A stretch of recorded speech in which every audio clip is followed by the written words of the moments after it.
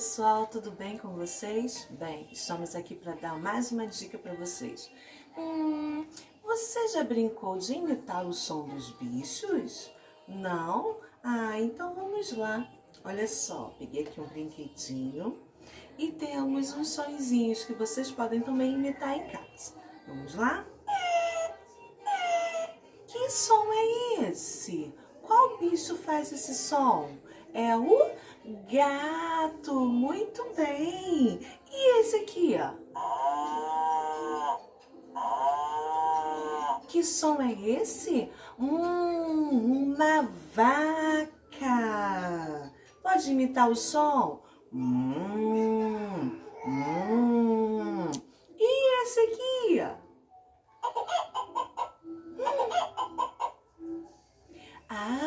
O som de uma galinha. Cocococó, cocococó. E agora? O som de um cachorro.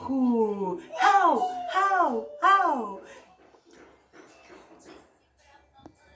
Mas se você não tiver um bichinho como esse, você pode fazer conforme a sua criatividade, imitando um leão, imitando um macaco, imitando um elefante, imitando o bicho que você quiser, tá bom?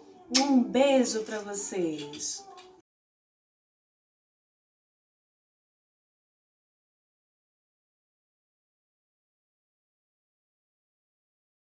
Se você não tiver um brinquedinho como esse, você pode imitar o som dos bichos que você quer. Vocês podem imitar o som de vários bichos. Não tem problema nenhum. Você pode usar a sua criatividade. Ai, que coisa mais gostosa na minha vida. Ih, ó!